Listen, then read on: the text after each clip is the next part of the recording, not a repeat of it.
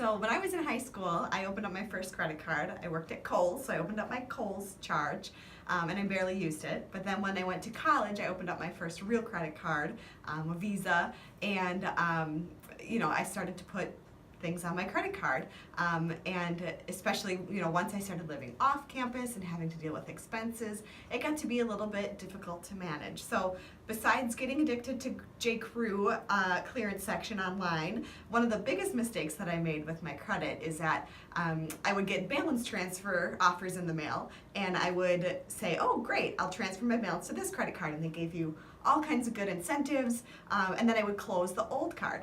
Well, I didn't realize that you actually want to keep that old card open because it lengthens your credit history. So your credit score is based on like all of these different factors, and I didn't know that. So I was actually, by opening up these credit cards and closing out the old ones, making my credit worse.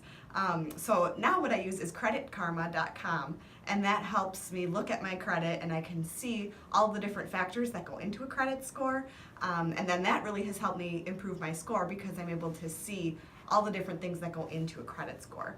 The other thing that I use is mint.com, and that is a good resource where it links to all your bank accounts, and you can see your balances and what you're spending, so that helps me get a good idea of what I'm spending it on. I think I pay for a whole employee at Amazon. And so the key is to take control of your finances and see where your money's going, see where you can make savings, and don't run away. If you can't make your payment, call your service, or not your servicer, that's for loans, but talk to your credit card company or whoever it is.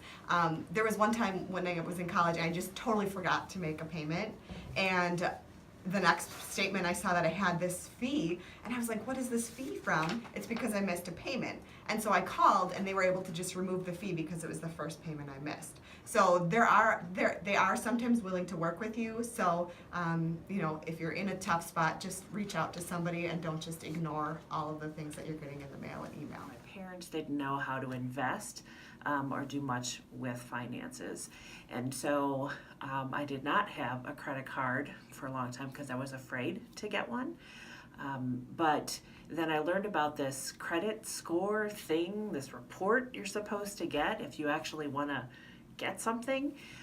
So when I went to get into getting my first car, and this was after I graduated, I couldn't get any credit to do it because I hadn't had any credit cards prior to that.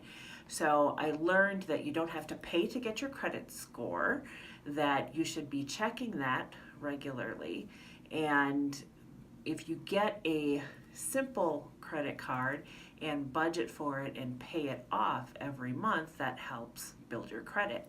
If I could go back to learning how to manage and budget with that, and really only spend what I have, and using a credit card in order to help build that credit so later on I could buy a house, I could buy a car.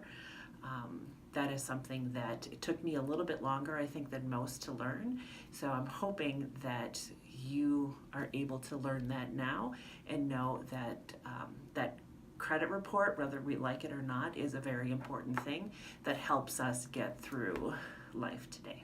Big thing that I found with credit and personal finance is that everything that you think is further out suddenly becomes relevant at times that are either just way faster than you think, or much more dire circumstances than you think. I was someone who was not planning on getting married or buying a house or anything for quite a while, and within a year of deciding I wasn't even going to date anyone, I was engaged. A couple years later, we were looking for houses, and so you really have no idea ever how relevant this stuff's going to become. But if you're looking for something more immediate, of why this is important, or why it might be real relevant right now, is that I've had a lot of friends who have gotten job offers that require commutes and transportation that they aren't necessarily set up and prepared for, and all of a sudden they need a reliable vehicle. And you might be able to find someone to sell you one for a ridiculous price at a ridiculous rate, but getting good rates on a mortgage, getting good rates on a car, that type of thing, over the course of your lifetime, you end up spending years' salary on that stuff that you could have saved. For us, we have I'm comfortable telling you guys this. We have a home mortgage that is I think we took out for about $110,000. That $110,000 is going to cost us $80,000 in interest to have borrowed it over 30 years. And so if we had a little bit worse credit, that $80,000 quickly becomes $100,000 or $120,000 to borrow $110,000. These numbers sound like nothing, but you're talking about, for me, that's a couple years' salary that I would have paid to a bank, but by having a little bit better credit, we were able to save. So this stuff becomes relevant really fast, and it might become incredibly relevant if you have vehicle or health issues or things like that require that you need some money up front. So it doesn't take much. Just stay on top of it. If you're in really rough circumstances, seek out your resources. And if any of you find yourself in a spot where it's a really kind of quick emergency, we actually have SNAP loans here on campus that you can go talk to someone about. If it's a one-time thing, talk to the Dean of Students office. Thanks. Budgeting. This is something that when I was growing up, my parents were very serious about. I know they had their budget. They literally did it daily, which I think is why I wasn't so about it. Plus, when you're younger, you're just not really sure that your parents know anything. So I didn't really listen to what they had to say. Big mistake. I went off to college. I got a couple credit cards. Of course, I was told they were good percentage rates or whatever. Who knows what that means when you're in college? And I ran them up, not really thinking about the fact that I had to pay them back. Now, not only was that a mistake, but I also wasn't doing what my father always said, which was pay myself first. So, budgeting is really important. Not only to pay back the credit cards, you won't get in trouble because you're taking this class. Listen to her. She's not your parent. Neither are any of us on this video. It's important. So, paying yourself first, even though when you're in college, you don't have too much money, you probably have a part-time job. What did I start doing in my 20s? Like 40 cents on every dollar I would save. If you can only do 5 cents for every dollar you make, figure out a way to save that money. Open a checking account or a bank account, savings account, where you can put a portion of what you make away every single time you get paid. It doesn't matter if you only make $10 that week. Put away whatever percentage you decide. Even $1 is fine.